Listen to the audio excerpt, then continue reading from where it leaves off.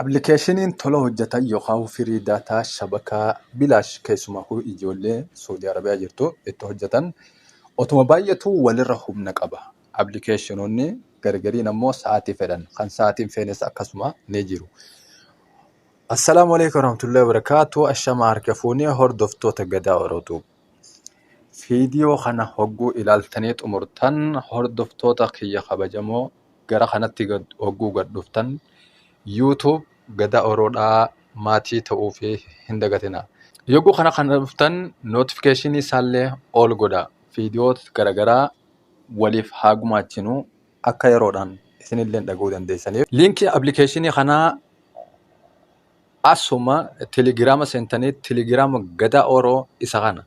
Telegiraama gadaa Oroo gara jalaatti hogguu gabbuutan onoo ni argitan jee yaada. Isa kanarratti dhooytanii gabbuufattan. Appilikeeshiniin kun hedduu rakkinoota garagaraa hin qabu waan ta'eef irratti dhooynaan isiniif dalaga. Appilikeeshiniin kun isa kana hogguu irratti dhooytanii gadi buufattan akkamitti akka fiduun ilaalla. Amma fakkeenyaaf inni kun dalagaa jira. Viidiyoo ammoo YouTube laallee jirra. YouTube ni dalaga.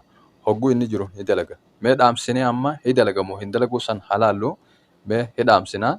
Amma disconnect goonee waan jirruuf deebinee YouTubein ni hojjetamu hin hojjetu.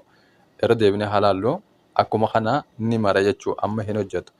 Lama deerra dhooynee isin agarsiisumaa fi malee waan biraatii miti hordoftootiyya. Amma irra deebinee halaallu YouTube karee fubanuu didee akkanuma laallaa ni bana dalagee jira. Kanaafuu serverii isaan isin garsiisa isa xumuraati dhaamseen isin garsiisa waan ta'eef appilikeeshiniin kun ammaaf haarawaa.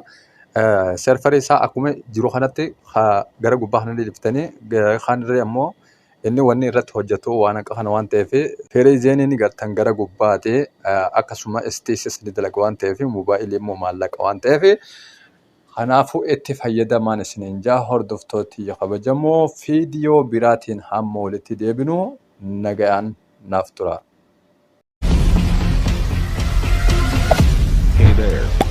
Subscribe to my channel. Also press this bell icon.